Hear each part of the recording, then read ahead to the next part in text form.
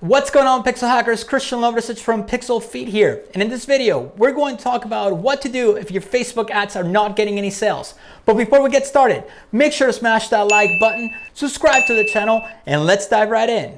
All right, before we get into the nitty-gritty of Ads Manager and what to look for in there, before we get started, make sure to check that your pixel is set up properly under the Events Manager. Make sure your aggregated events are set up from purchase all the way down to view content, so it's in order. Make sure all events are firing. I have a video on how to do that. The link will be down in the description. Also, I need you to set up your columns where you can see every single metric. Again, there's another link in the description that shows you how I set up my custom metrics so I can see everything that I need to look for. All right, once you do that, this is where you're gonna look for if you're not getting any sales with your Facebook ads. All right, so the first thing that we're going to look for when you start running your ads. So let's say you started to run your top of the funnel. You let it run. First of all, you got to let it run for at least 3 days. I don't care if your budget is $5 a day, your budget is $25 a day, $100 or $500 a day. You have to let it run for 3 days. Why is that? It's because Facebook needs time to optimize, especially in a new account. So you got to let Facebook to get going, during the learning phase, to start finding the people that we're looking for. I've seen multiple ad accounts where you get no results on the first day. Sometimes you don't get results on the second day. And all of a sudden, the third day, you just start getting them boom, boom, boom, boom, one after the other. So it's very important that you have patience and you let Facebook optimize your campaigns for at least 3 days. All right, so the other thing that I want you to keep in mind, the lower your budget, the longer it's gonna take to get results. So if you're doing $5 a day, you might wanna let it go for at least 7 days to let it, to find out if it's gonna work or not. My thumb rule is that I grab my CPA, my cost per acquisition. Let's say my cost per acquisition is 25, and then I multiply it by 1.5, and that's where I set up my daily budget at, okay? So keep that in mind. It just makes things a lot easier. But let's say you're already running ads, you're not getting any sales, what to look for in Ads Manager. So number one, the first thing that I'm gonna look at is my CPM. What does CPM stands for? It stands for cost per thousand, all right? If your account is seeing anything above $15 and up, that means you're in a costly CPM, I mean. So what do? If you're not getting sales, that means that your targeting might be off, or whatever vertical you're in is very expensive and you might want to start looking for a different marketing angle, okay? So let's say if you're selling, let me think of something, fitness leggings. Instead of just targeting women directly who like leggings, target their husbands to get a present for their wives. That's a different angle, so your CPM will be much, much lower because you're not competing for the same type of person. So that's one way to bring your CPM down. So anything over $15, keep an eye on it. If it's 20, 25, 30, even 40, but if you're getting sales, that's okay. It's okay to pay a higher CPM if you're getting sales, but obviously you want to keep your CPM as low as you can, because the lower the cost per thousand is, the more people you're going to reach and your ads are going to get out there, which means more people will see them and it will bring your organic lift up. So keep an eye on that. It's the first thing that I look for, okay? The second thing that I look for, it's going to be my CTR, and then all, CTR all. That stands for click-through rate, okay? I want my click-through rate all, specifically all, to be anything above 1.5%, okay? We want our CTR over 1.5%. That means that's a decent click-through rate. That means it's working. People are interested in my product. They're clicking through it. They're clicking on the ad, and they're even clicking outside the ad. So that's what I find. It's my minimum threshold of what I'd like to see my CTR at. I've seen ads that perform okay at 1.3. I've seen anything that's 1.2 and you get some sales, but the cost per acquisition is a little higher. So I don't like to go under 1.5. That's my bare minimum threshold that I set for my CTR all as far as my goals go.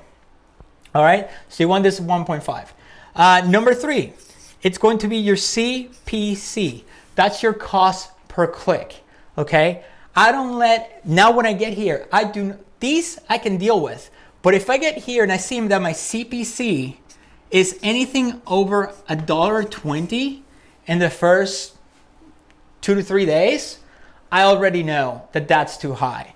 Anything above $1.20 cost per click is way too high.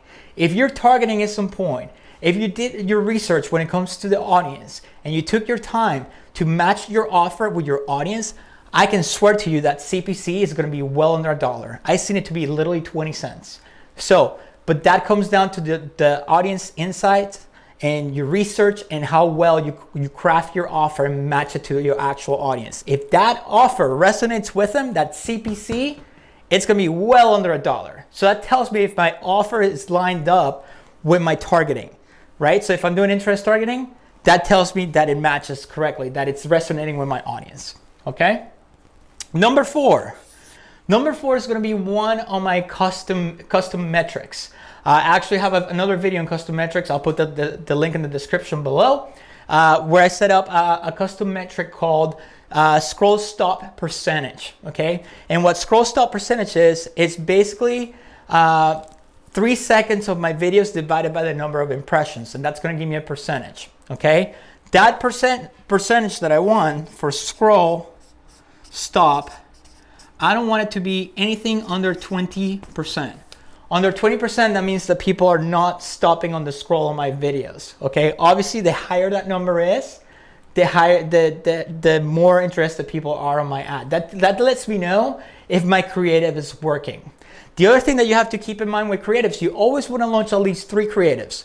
2 images, 1 ad, you know, depending on what kind of a graphic design team you have. Or you can do a carousel ad, 1 video, 1 image. You can do 1 collection, 1 image, 1 video, but always test at least 3 of them.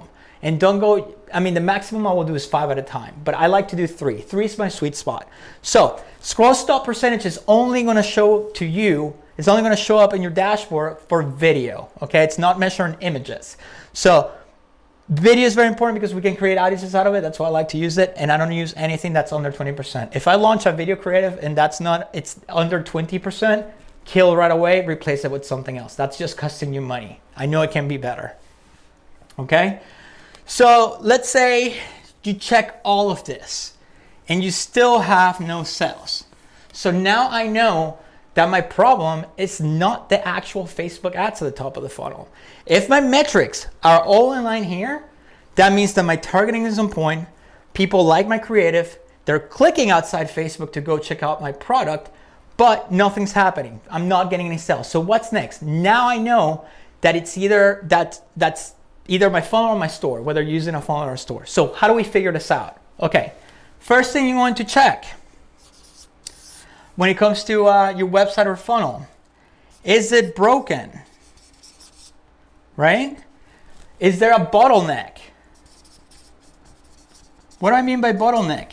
Are people getting stuck when they go to the site? They don't know where to navigate. The menu is confusing. You need an app like Lucky Orange or a Hotjar to record everyone that lands on your site. You can see exactly what they're doing. Make sure that the menus are not broken. Make sure that when they click on a button, the buttons are working. Make sure it's easy to navigate. Watch what they're doing. See what they're doing. Is everything working perfectly? Is it loading right away? Is it loading under 3 seconds? Okay, if it's loading under 3 seconds and there are no bottlenecks, then we move on to the next. But I can assure you that some of you are gonna find a problem right here, right away, okay?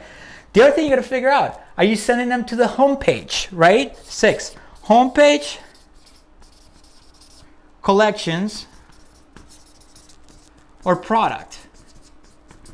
You know, depending on what part of the funnel you're in, if I'm at the top, am I sending him to the homepage or the collections? The only time I will send someone to a homepage is if I make my homepage look like a sales funnel. You know, like a sales letter where it tells the whole story about the brand. I sell them the benefits, paying solution to the paying benefits. Here's the products, get it today, blah, blah, blah. That's the only time I send them to the homepage from the top of the funnel.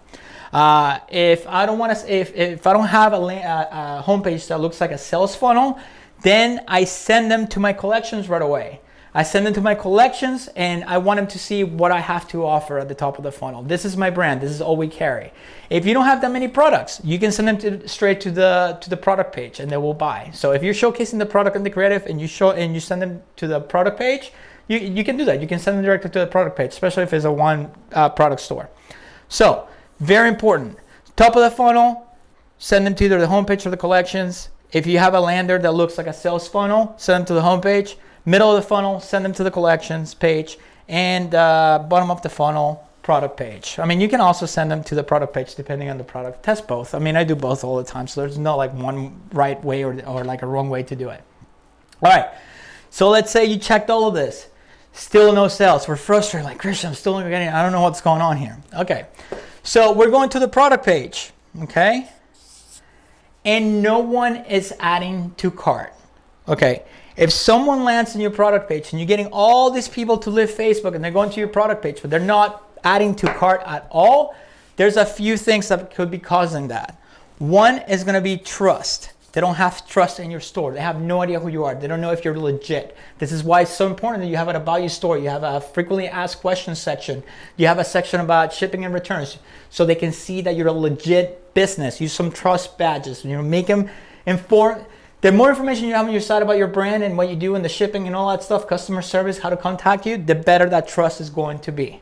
So, is your trust all there and you're still not getting any sales? Okay, we'll get rid of that. We're troubleshooting it. Remember, it's like split testing funnels. It's like one thing at a time. You always check one thing at a time and then get rid of whatever's not working.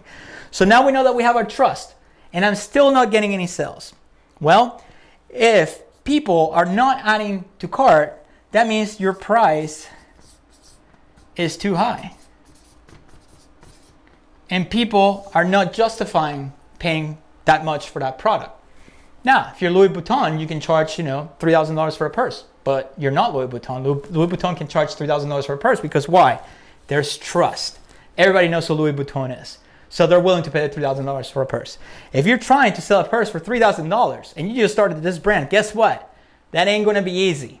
So you're gonna have to work really hard at that, okay? So let's say you set up your price and you're not selling anything. Well, the first thing I'm gonna do, I'm gonna check out my competition, okay? I'm not the type of person who likes to race to the bottom when it comes to prices. I like to add value to my offer instead of dropping the price. So what else can I offer with my product that will bring more value to that product? Can I offer some type of freebie that comes with the product? Can I offer 2 freebies that come with something that looks like it's high value to complement the main product, and you make it seem like they're getting all this stuff for free when they get their product? That's one way to fight the high prices if you really want to keep that price. Now, if you're higher than your competitors and it's a normal product and you're looking at your competitors and you're higher than them, bring the price down to match where they're at, especially if you're competing against huge brands. Because huge brands have done the product research, they've done the marketing research, and they know that product converts at that level. Another way to do this, there's a software called VMO where you can actually split test your product page in Shopify or funnels or any of that. And you can actually start to bring the price down. And believe it or not, you can do it by $1. And eventually, if you bring the price down, boom, it's gonna start selling. So let's say that you figure out your price by troubleshooting those steps, right? Another thing that you can do, by the way, is if you want to keep your high price, your description has to hit emotional points. That copy that you have in there has to trigger those emotional points on how to solve the person's pain and how to make them feel good. Especially if it's a fashion product, you gotta get in their head and describe how good they're gonna feel when they get your product and how great they're gonna look wearing it or using it. Add a video to the product page if you have to, showcasing the product, lifetime warranty, all that stuff, right? So let's say you do all that, right? And you're still getting an add to cart because you figured this part out, and now they click add to cart, but there's still no sales. What's happening? So it's 2 things happening here. If they're adding to cart, if you're getting a bunch of add to carts but no sales, there's 2 things that are happening here. Either you have a bottleneck at the checkout, at the cart level or the checkout, there's gonna be a bottleneck. Maybe an app is causing an error mobile where the buttons move to the left, or anything like that. You have an app that's throwing like packaging, insurance, or whatever, and it's messing up the checkout experience. So that could be it. That's people don't have the patience for that. It's taking too long to load, or it's making the screen messed up. So either there's a bottleneck. So let's say there's no bottleneck and you're still not getting sales. People are adding to cart. There's no bottlenecks, and then all of a sudden they're dropping off. They're not buying from you. Well, guess what? If they got to your checkout page and dropping off, you might be charging too much for shipping. I've seen it before a million times over. Actually, in one of my stores, we were charging $7.95 for shipping, and conversions were not good. What I do? I make sure to double check. I went through everybody's funnels, my main competitors, and I noticed that most of them were charging $5.95. So what did I do? I dropped my shipping price from $7.95 to $5.95, and boom, my conversion rate went through the roof. I started to get sales. So that's how you do it. You know, as long as the numbers make sense. I mean, you should be able to set up your shipping depending on the, you know, what the product is. Another thing that you can do to incentivize people to buy more from you as well is that, you know, offer free shipping on whatever the average order value is for your store. So if you don't know what your average order value is, start at $50. If you start get sales and you see that your average order value is $80, then set your free shipping threshold at $80. Okay, so that's how we figure out the bottlenecks at the, let's say, top of the funnel if you're not getting any sales. Okay, I know you guys are interested in Facebook ads, so let's talk now about middle of the funnel and bottom of the funnel. So sometimes Facebook has issues where the middle of the funnel and the bottom of the funnel stop performing. So if you're in the middle of the funnel, we know that the middle of the funnel is going to be engagement campaigns. It's going to be your Facebook audiences, people that engage on Facebook, people that engage with Instagram, people that view 10 seconds of your video, or people who view through plays, people who saved your post, people who click on your ad. That's just an example of a few audiences that you can use for middle of the funnel. If they're not performing, if they're not getting any sales, make sure that you segment those audiences. What do I mean by that? Start with 365 days, which is the max, and work your way down. So if 365 is not working, bring it to 180. 180 not working, bring it to 90. 90 not working, bring it to 60, and on and on and on. Sometimes I'll bring it down all the way to 30, 14, 7, 3, and 1. That's my middle of the funnel. But again, for this to work, you need to have a lot of traffic from the top when you bring it down this segmented. But Facebook is very smart about finding the people from you. So I always suggest to start at 365 and work your way down just to segment the audiences. And if 365 is working, then guess what? Don't kill it. If the CPA is there, if it's working, just duplicate the ad set and do a 180 and then keep going from there. But make sure you segment your audiences. And here, once you find the sweet spot in the amount of days, it's going to start to get sales. And also the other thing you have to check is all the metrics I just told you about, but at the middle of the funnel. If those metrics line up, then you should start getting sales. If those metrics line up and you're not getting any sales, it's the amount of days most of the time. Now, let's say bottom of the funnel. Middle of the funnel is getting sales, top of the funnel is getting sales, but bottom of the funnel is not getting sales. Well, maybe you're using a DPA campaign, dynamic product ads or catalog ads, right? If you're using these ads, they work really well 90% of the time, right? You set up your amount of days the same way we did here. I wouldn't go for more than 28 on dynamic product ads because that's like the bottom of the funnel. And I would start with view content and ATC, add to cart, and then that should start getting you sales. Then you can segment these if you want to. Right, if you're not getting sales with your DPA, there's two things that might be off here. One is going to be your copy. Your copy is not good enough, so it's not making people come back, it's not making them come back and buy from you. If it's not your copy, it's your catalog. I can't even begin to tell you how many times I go into a catalog for a store and the products look horrible. They don't look presentable. Most people don't even know this. You can actually go into your catalog and load up your own thumbnails so it doesn't pull the actual pictures from the product page. So you can make them look enticing. You can put a border around them. You can make them look really good. So customize your catalog whatever you can. That would fix your DPAs, your catalog ads. The other thing, that if nothing's working here, then do an old school retargeting. where you do a nice creative and you create an audience based on the people who visited that specific product page. So custom audience, all right, and make 3 creatives, 2 images and 1 video, getting them to come back and buy from you. And that's how you fix your bottom of the funnel. Guys, I hope you liked this video. If you want to keep learning about Facebook ads and digital marketing in general, make sure to check out the links in the description below to help support the channel, and check out the videos right above me so you can keep learning, and I will see you guys in the next video.